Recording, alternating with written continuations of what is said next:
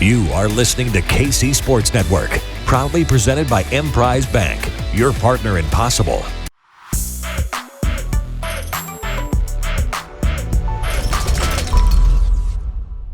It's 21 questions presented by Macadoodles. It's Craig Stout's favorite place on the planet. Craig, hi. Hi, on the planet. He is not wrong. It is the happiest place on earth for me specifically. And Kansas City now has one in Lee's Summit, Missouri. So my happiest place just got a little bit closer to me, but we should get more. So continue to populate Kansas City with Macadoodles and then go and support the Macadoodles that are there. Again, Absolutely. I've heard me talk about it for years now. Best prices, best selection, best customer service. They're going to recommend something you're going to love. So go there, make it your new favorite liquor store. It's been mine forever. Make it be yours as well. Well, this is the subscriber only questions here. You can ask them in the KC Sports Network Discord. How do you get access to the KC Sports Network Discord? Well, you subscribe to the KCSN Substack, and it's for only $30 a year. You get premium content. You get all the film breakdowns from Maddie, Craig, and myself. You get access to the KCSN Discord. We give away tickets every single week in the season. There's all kinds of reasons to be joining the KCSN Substack. So one of them here, we answer your questions. And Andy Nagel asks, what player on offense and defense need to step up to help the Chiefs win the Super Bowl? Craig, I'll let you open this one up. All right. On offense, it's got to be one of these tertiary wide receivers. I think we know that Travis Kelce and Juju Smith-Schuster are going to put up some pretty good stats. I think those are the two guys that are going forward, and the rushing attack looks like it's something that might have a little bit of juice to it. But if a guy like Kadarius Toney, a guy like Mecole Hardman, or a guy like Marquez Valdes-Scantling stepped up in a measurable way, like where we're talking about him in a big way, then this offense did something really, really right. And I think that that's going to be the key, because I don't know that there's one individual defensive piece just to kind of streamline into that. Everybody needs to step up a little bit more. But if we're talking about that tertiary wide receiver, then all of a sudden I think we're talking about an offense that did some serious damage in the playoffs. I think Orlando Brown Jr. for me, it's kind of been up and down for him. And this has been a pretty, it's been a very, tumultuous isn't the right word. It's just been a very inconsistent contract year for him. And if he plays well against elite pass rushers down the stretch, that's going to help him get paid. And it's going to help this team win a Super Bowl, because the protection there, you feel good about the interior guys. I mean, Andrew Wiley is kind of the weak link in this group as it is. But, if you can navigate one guy over and Pat Mahomes' front side, I think you can live with that. So Orlando Brown for me on offense. Defense, who you got, Craig? I mean, on defense, man, any one of the pass rushers not named Chris Jones. Chris Jones is having a phenomenal year. If George Karlaftis or Carlos Dunlap or Frank Clark steps up their game, basically takes it up double what we've seen so far, it gives you that true second option. We've seen what happens when teams decide to, I got ready to say are forced to not double team Chris Jones, but at this point they're just actively deciding not to double team Chris Jones, and it's bad. Like, it's really bad. Chris wrecks teams that way. So they need somebody that can draw more double teams, draw more focus. If you've got a bad tackle, they need one of these guys to be able to force help that direction so that Chris Jones sees more one-on-ones, because then all of a sudden you got two guys that can win. Zach Oracle Fomagorkin asked this question, but we also want to make sure that we are giving credit and a shout out to Drew Clark for this question. Let me go pull it back up here real quick. If what would Craig's signature scheme be if he was a defensive coordinator? Oh man, this is a tough one. I got tagged in this one, so I saw it a little bit early, and I've been thinking about it, and I've kind of gone back and forth. I am a Sabanite. I love the match principles, the zone match, the man match principles. Absolutely love them. I'm not going to be stuck in like a Fangio too high. I'm gonna mix it up week to week. I'm going to present the best possible thing that we need to try and beat what the offense is doing there. Simultaneously, from a pressure perspective, I know that if I am coaching, let's call it the Kansas City Chiefs, chances are not good that I'm going to have a premium pass rusher on a rookie contract. I've got to go out, I've got to pay one of those guys, and I got to spend a lot of money and a lot of assets because those guys don't come free very often. So that's not something that I'm probably going to have an abundance of. I'm not going to have a 4-man rush that's going to come out there and just kick the ass of everybody. So I've got to come out, be able to blitz a little bit, be able to create pressure with twists and stunts, simulated pressures. I want to have guys that are comfortable kind of mugging the gap, standing up, moving all over the defense, and just creating this matchup nightmare, not because of the personnel, but because of the alignment. I want to put so much on the plate of the offensive line from a pressure standpoint, and so much on the plate of the quarterback from a coverage standpoint that you can just mix and match like crazy. And it got to me, I just want Wink Martindale. Like, that's it. My philosophy is Wink Martindale. You throw the whole damn kitchen sink at everybody all the time. And it doesn't really matter what your personnel is, because you can win with scheme often enough and then insert in. Go get a top flight safety. Find a corner every once in a while. Find enough pass rush. Find some linebackers. Be a guy that can rely on individual pieces, but in reality, you're winning with just having so much of the scheme that you're good at, that you can run and throw anything at any offense at any time. Fanik asks, are you losing confidence in Steve Spagnuolo? So, layered question, because I don't think Steve Spagnuolo has been given a lot of things to cook with. And what I mean by that is, it's not that this team doesn't have talent, because I think the rookie class has performed well, but this is a rookie class with not a lot of snaps under their belt, not a lot of experience under the belt. And I think that's just a big, tall order for Steve Spagnuolo to try to navigate personally. But it doesn't seem like he's had a ton of answers on how to get things done still. And, there seems to be a high threshold for trust with Steve Spagnuolo. And at some point, he's gotta maybe break that a little bit so he can get a little bit more complex with what he's trying to throw at defenses right now, because what is happening is not working. They don't have the athletes across the field to make up for it, and they've got to figure some things out. Maybe they're just saving some things for the playoffs, but I'd like to see some proof of concept before the playoffs start. Yeah. Get some reps. The rookies, get some reps under their belt. Like, you can't just show up week 1 of the playoffs and go, hey, guess what, guys? Now we're a cover 3 team. That's not what they're going to do. So get some reps. I'm not losing confidence in Spags. I've just been waiting for the other shoe to drop all season long. We know it's there. We know that that's in the playbook. We've heard Justin Reed talk about how the playbook was more complex than any playbook that he'd seen so far. Where's that complexity? Where are you running that? What are you doing with that? So that's where I'm kind of like, okay, let's bring it in here. And maybe he's seen it in practice, and maybe they're running it and he's going, yeah, guess what? We can't run that. In which case, if he was out there running it, we'd be sitting there going, what the hell, Spags? And, be mad at him for a different reason. But I haven't lost faith in him, but I don't know that I'm like all on board, super supportive of everything that's happened so far. Zach McGorkin, Phone McGorkin asks, what would it take for you to lose confidence in Big Red? It would take Mahomes mutiny. Yeah. Honestly, like if Mahomes was just out on Andy, that's it. And I'll just be honest with you. Give me Pat over anyone. So if Andy's out because Pat wants him out, like this can't get clipped because it's gonna sound really bad. But my loyalty lies with Patrick Mahomes, and this organization and city's loyalty should lie with Patrick Mahomes. So if for some reason the Chiefs are forced to choose between Patrick Mahomes and Andy Reid, that's it.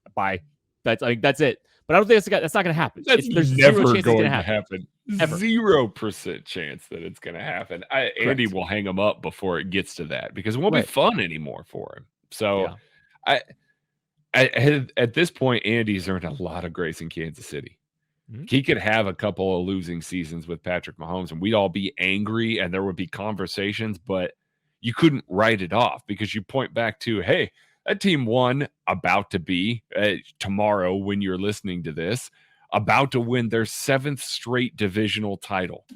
And they've only had winning records since Andy Reid's shown up. All of them but one is a double-digit win season. Like, there is a lot of good grace that is built up. So, yeah, it would have to be a serious issue between him and the face of the franchise at this point for me to be like, okay, Andy, it's time for you to go. And I think the thing is, there'd be a lot of changes before. Oh, yeah. Like Brett, coordinators. I mean, all kinds of stuff would have to happen. Clark.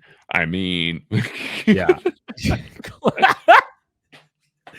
Oh, Ross Sawyer. There's a concerning trend that this team has to play or has of playing down to the competition. Although Andy Reid says things at the right thing at the podium, they rarely dominate bad teams. What does the tape say is the primary reason for that? I mean, it's execution. Like, we can sit here and watch all of this and say, oh, Andy needs to run more man beaters or Andy needs to do this. But, reason that this Broncos game is close is because Patrick Mahomes throws 3 interceptions and the defense can't get off the field over the course of 3 minutes and 50 seconds. The reason that they did not play well against the Colts is because of special teams miscues, execution issues, not that Dave Tobe is out there telling Sky Moore to drop the ball. Like, that's the last thing in the world that he's wanting. It's almost always execution issues in these tight games. Very rarely do we look at this and there's a massive coaching blunder. I know people are going to be screaming and yelling about 4th downs and going for them and stuff like that. Sure, that helps. I'm not denying that it does. But this team is good enough to beat a lot of these teams that you're referencing there, Ross, if they just execute. That's really all it is. They just got to execute. I agree. If you had 2 first-round picks and a pick in the 32 to 40 range, assuming a Chris Jones and Orlando Brown trade situation, how would you use that capital? I would be terrified. Because you've got that's just a really scary proposition because that means that pass rush isn't particularly good. And that also means that you don't have a left tackle. So if you're, unless you've addressed those tackle regardless, you've got to trade up for a pass rusher and you've got to trade up for a tackle, probably most likely in that scenario. And so if you've got 2 first and a pick in the 32 to 40 range, you're still having to use 67 or 64 or 63 or whatever that pick is. You're still having to use that to trade up. Like, you've got to trade up in the first round twice to make sure you get a pass rusher and a left tackle. Like, that's a scary proposition for me. And even if they addressed it in free agency, you're going to need help on that defensive line. Like, they don't they're not, I don't think they're going to trade Chris. They're not going to trade Chris. I'd be stunned if they trade Chris at this point. But even if Chris stays, Chris is here, you need pass rush, and on top of that, you still need to. We'll see. They're going to tag Orlando, I would guess. So I would guess so too. I don't think either one of those guys is getting out. But in this hypothetical scenario where they panic, cry. I'm trading all 3 of those picks, and I'm moving up as far as I can because guess what? I'm going full Les Snead here. F them picks. And you don't get premium defensive ends. You don't get premium tackles. I don't care who it is. I'm figuring out the trade package, and let's say that gets I'm looking at it. I'm working on it. I didn't even look. What's that get me to? I was gonna say 6 or 7. 386 plus 86 plus 450. I think your first 4 picks could probably get you up to about 4. Okay. Maybe 5 or maybe 3. You might be able to get all the way up to 3. 2 firsts, a pick in that 32 to 40 range, and 64. And that gets me Will Anderson. Yep. Guess what? I'm doing it because you're not going to get another Will Anderson. He's a premium level pass rusher. Or let's say Will Anderson goes in the top 2 picks. I figure out a way to get up to about 6 or 7, and I draft the best available tackle at that point because you're not going to get a tackle at that level for what you can do with those picks. There are no combinations of things that you can trade and get the cost-controlled assets that will get you there. Now, I know Laramie Tunsil. Yes, that would be great. Let's trade a first rounder for Laramie Tunsil in that scenario and keep the other one. Cool with it. I'm absolutely cool with it. I'm also completely on board with spending significantly less money getting a young franchise left tackle for the next 10 years to play with Patrick Mahomes, and you have to give up the farm for that guy. You just do. And that protects you. That gets you going forward. Give me the next Rashawn Slater at left tackle for this team, and let's just forget about offensive line for a little while here. Grayson Jaspers, what does the offense look like with a healthy Hardman and Tony? Well, I was thinking about this a little bit. I got asked this on the radio. Tony can one-to-one replace McCole on the jet stuff. He's a threat out there. He's fast enough.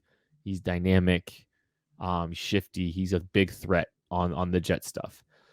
Well, that frees up McCole potentially to run on verts. And so you could get MVS and McCole running verts with the jet action of Kadarius Toney. That could open some things up a little bit there. Did Travis Kelce up the seam there? I mean, yeah. I mean, you've got a lot more options, and you've got you got more vertical stretch there, and two guys that can win down the field. I mean, that's a lot. That's a lot to think about. So, I mean, MVS, McCole, and Tony on the field at the same time. Like, I don't know how many times it's going to happen, but I mean, you ISO Kelce and call it a day. So I don't know. Yeah, there you go. Kelce's your X anyway. That's how you're using him a lot of these times. And then you rotate Juju.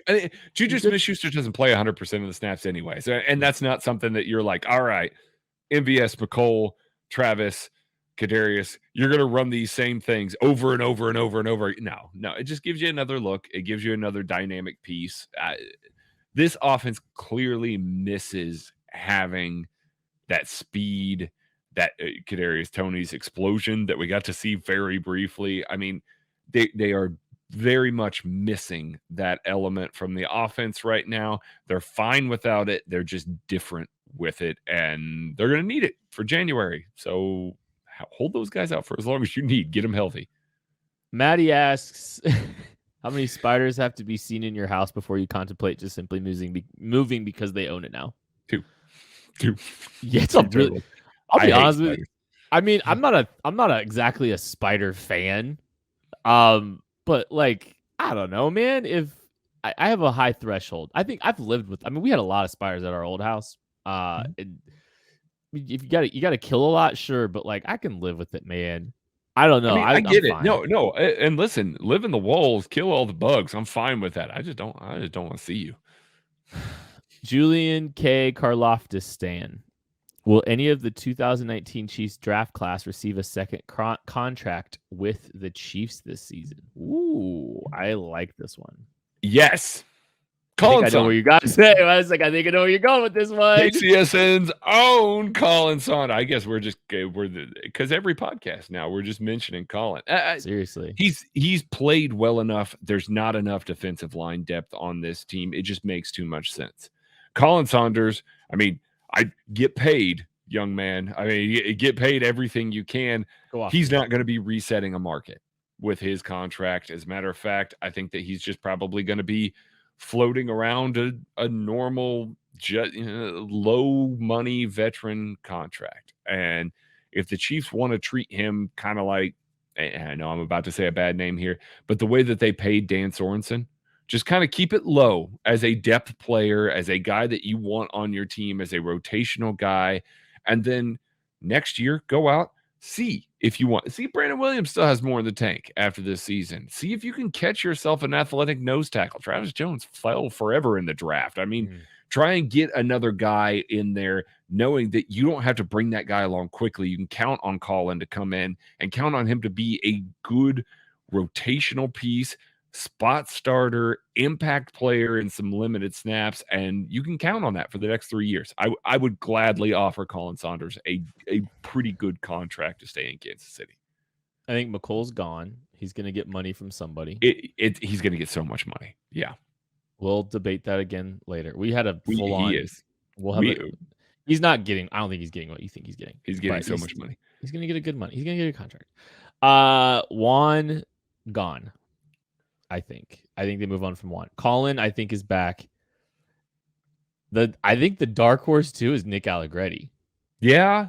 No. I think Nick Allegretti. Yeah. I think Nick Allegretti could get a contract from this team.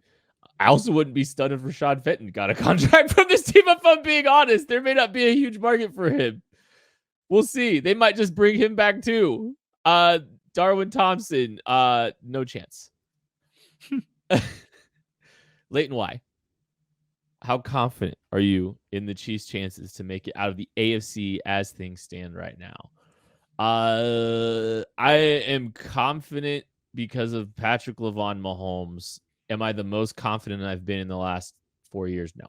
I mean, I think there's plenty of stuff with this defense that you still need to be alarmed. And Mahomes is doing the heavy lifting, and this offense is going to be doing the heavy lifting regardless of however this season. Like that, they're going to have to do the heavy lifting if they want to win a Super Bowl, and that's how it's supposed to be anyway. I mean, I'm not. No, who cares? That's how it's built. How it's built. How it's supposed to be. But I think there's too much question marks. There's too many holes that are showing that I think this team's not head and shoulders above anybody, even though they have the head and shoulders best player in football. So I'm a little less confident than I've been in the past. But again, this is supposed to be the fact that we're having this conversation and the Chiefs are tied for the best record in the AFC and all that stuff. Like they're not supposed to be here right now. So I can't get too upset either. I mean, at 60% for me. I think it's above a 50-50 chance that the Chiefs are in there because guess what? They are one of the 3 best teams in the AFC. And I know that we can sit here and debate, what's Miami going to do? What's this going to... Let's get to January and see where all of that is. It's the Chiefs, it's the Bills, it's the Bengals. And give me the team in January that has been there the most of those teams and knows what it takes. Yes, I know the Bengals beat them last year. Give me the Chiefs anyway, because guess what? Put this to you right here. Patrick Mahomes this season, best season other than 2018, correct?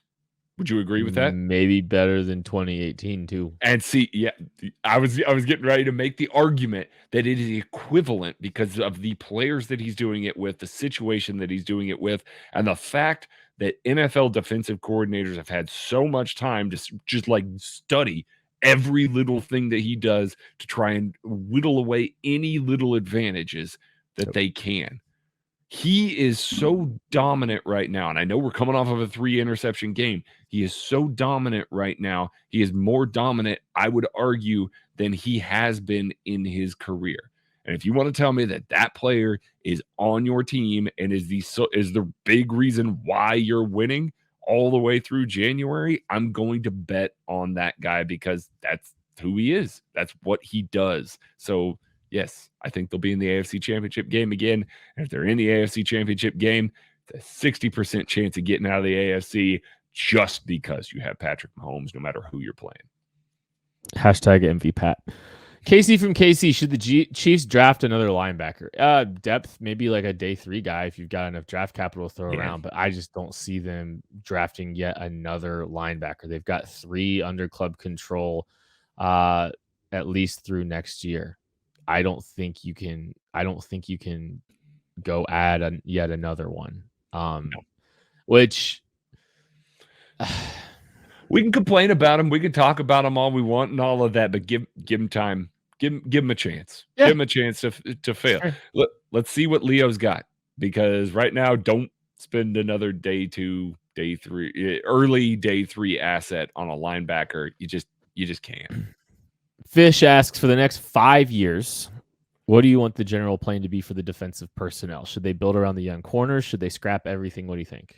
I will just say this. I think it should be 3 years. I think we should change and alter because 5-year plans in the NFL, yeah, it's tricky, man. I mean, that's you don't get 5-year plans. Steve Spagnuolo is not going to get a 5-year plan, right? Get a 3-year plan. Yeah. Anyways, so what would you do, Craig?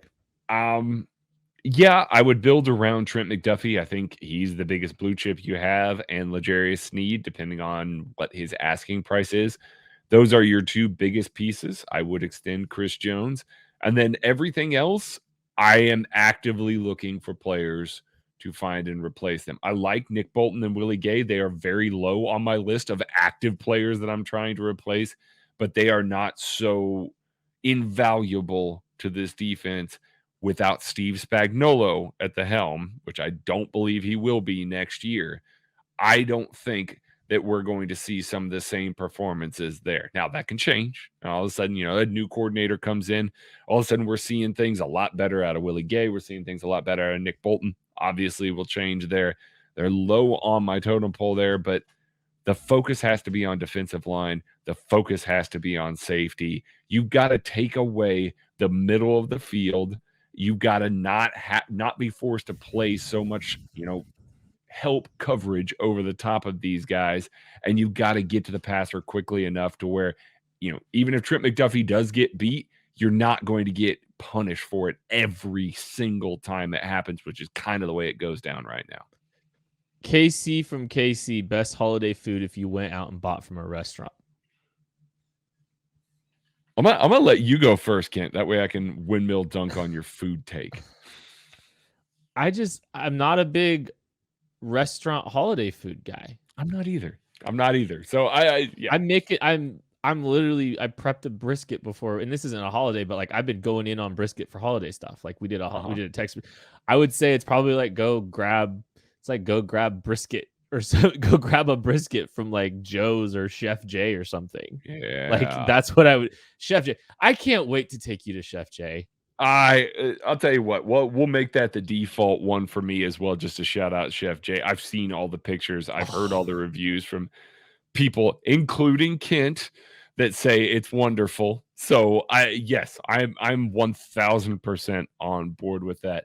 But yeah, give me meats. Give me ribs, brisket, prime rib, whatever the case may be. Put it on a smoker. Put it in front of me. I almost said ribs, but I was a little bit afraid because I feel like you were going to dunk on ribs.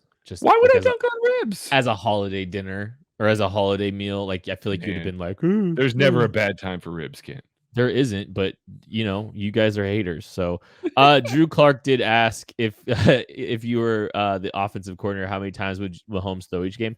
All right, so here's the thing. I don't think I'd change the ratios that much if I'm being honest. I might maybe not default to second down runs after incompletions, but the one thing I would change that might mess with the ratio a little bit, I would give Patrick LaVon Mahomes a little bit of control of the offense and let him run no huddle. I was going to say, I knew when I saw this right here, if you were an offensive coordinator, how many times to throw each game, it's going to increase because he's going to run 3 tempo drives a game. I'm going to run a little bit of tempo. Because I think it's Andy in his control. He's not going to give up control of play calling. He's not, and funnily enough, I think the Chiefs are actually one of the faster teams believe it or not, the Chiefs actually are one of the faster teams in the NFL, despite not going tempo ever. Like that's just ever. You've got a cyborg at quarterback, and you just we'll let him think about it. So the thing is, like, Mahomes operates so well in the chaos too. I don't know. I think here's another thing. You know what? We've seen some inconsistencies with 2-minute no huddle, at times this year. Maybe let him run a little bit more. Maybe give him a few more looks every week. I don't know. We've also seen 13 seconds. 30 seconds. I know you were going to go there. Had tip to Travis Kelce for that one. Like we know that Kelce was a big influence on that one. So it's not even like that was Patrick and Andy, working something up. That was also out of a timeout. It was also out of a timeout because it was 2 plays out of timeout. Yeah. It wasn't a no huddle. It was a 2-minute drill. It wasn't no huddle. True. Yep. It was 2. And that's not a no. Yeah, it's like play a little tempo. Wild. Let him play with some rhythm and some tempo, and let him operate in the chaos that is tempo. Like imagine, like you're an offense, you're a defense, and you're having to deal with Mahomes going fast, and you're having to make all your calls, and then you get the play right, and now Mahomes is scrambling, and it is amazing the cheat code that is for this offense that they just never play with it. Like it's not playing with one arm tied behind your back, but it's turning it up to all pro on purpose. Before you even start the game, it's like, yeah, you know what? We're not going to do that thing that we know works for other teams, but yeah. God forbid. David Bowerland. I'm surprised Justin Watson has not played more special teams. Is this surprising to KCSN too? I mean, I don't know. I don't know if I'm overly surprised by it. I mean, he has an offensive role. He's still getting some run on special teams, and now he's in the return game. And I'm fine with him being in the return game. Just, I don't care. Like, you're not dynamic in the return. That's fine. Whatever. Who cares?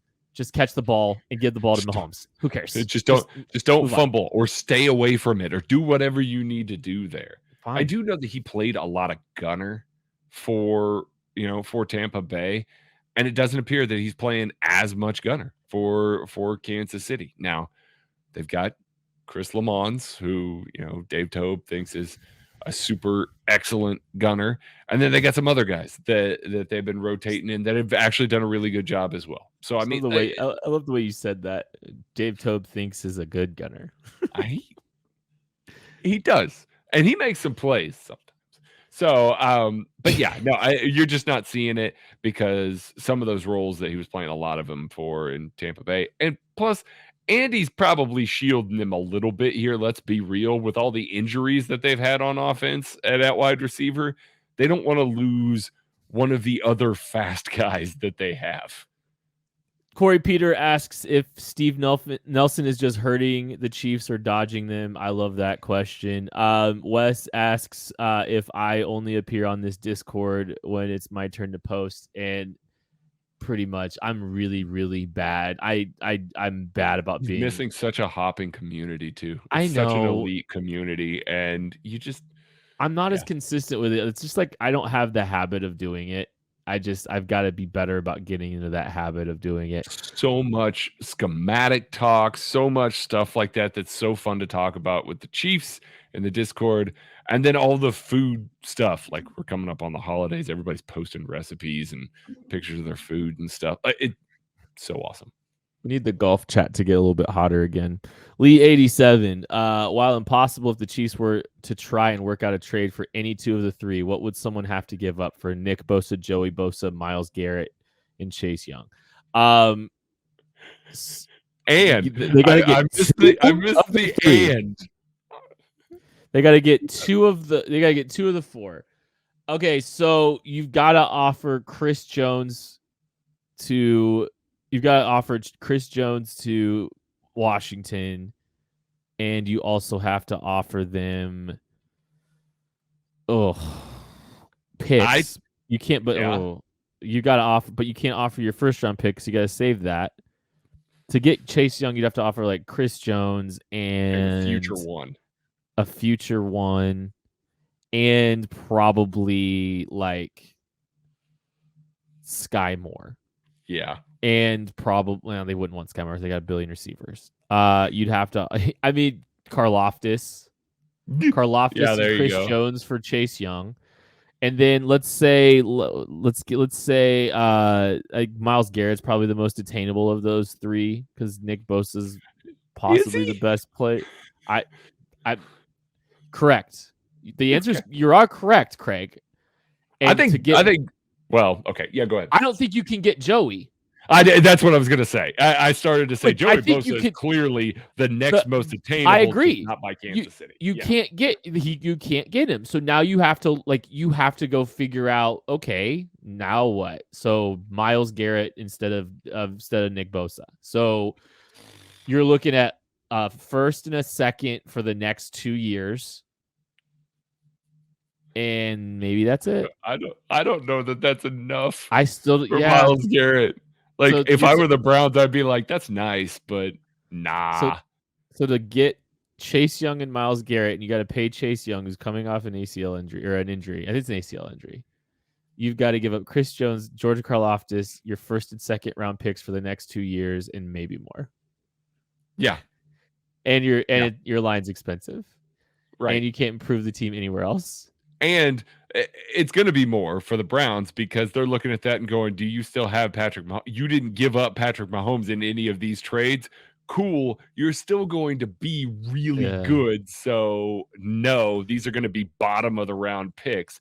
I'm going to need 3 or 4 to make up for the lost value. No chance in hell. You got to give up Patrick Mahomes basically to get one of these guys out of here. And they've got to give plenty back. Don't get me wrong, but I don't think that there's any combination of assets that doesn't include like 5 years into the future that would get a Myles Garrett out of it. Chase Young is attainable. He's the most attainable, and it's got a lot to do with Washington not being happy and injury. Yeah. So, yeah. Everybody else, though, so many picks. So it's just so many picks. Okay. Grayson Jasper's thoughts on Kennard getting some run at guard. Will he be the new Andrew Wiley? I think guard's probably he didn't look good at tackle. His best bet's at guard. We'll see if he can hang. It's worth the shot. It's worth the shot because he doesn't look like he's going to be able to hold up at right tackle. I mean, I like the thought of him being the new Wiley. I think that that's apt. I really do, because you want, if he works out at guard, he had the tackle experience, maybe not a guy you want playing tackle for you regularly, even though he currently is right now. But I mean, it is at least a guy that you're going to look at and say, he's one of our best 10, especially at guard. He's one of our best 10. Worth keeping around for the versatility. I like that they're giving him looks. It makes so much sense that they're giving him looks somewhere else, especially since they've got Lucas Niang back in the fold. They got Prince Tega Winogo in the fold that have looked good, and Andrew Wiley there. It's just a crowded spot for tackle right now. If you want to get Darian Kennard the most reps to figure out where he fits, guard's probably the spot at this point. All right, we're getting on this. Christian Gumminger. What would be the perfect Christmas presents for BJ, Maddie, Tucker, and Jordan? Okay, I'm getting Jordan a Rams hoodie because he's Los Angeles Rams fan. Yeah, that's easy. I mean that was super easy. Conversely, I think we've got to get Tucker just a load of TCU Horned Frog stuff. Yes. And as a matter of fact, while we're there, let's double it and pay them to cut off the sleeves and send those to Maddie. Yeah. I think both of them would get sleeveless. If they could get every sleeveless TCU Horned Frogs. Tucker does it too, because Tucker and Maddie were both buying this. Yeah, they both bought the sleeveless. He'll rock the sleeveless. BJ. Ooh. Time. Can I buy time? I was gonna say sleep. Yeah, same sort of deal though. Yeah, I was gonna say sleep, but like, you know, how do you do that? I don't know. In rum. Yeah, sleep and rum. Sleep and rum. There's a correlation there. You can get a lot of different rums at Macadoodles. Thank you to them for sponsoring this wonderful program. Thank you all for listening. We appreciate you, and we'll catch you later.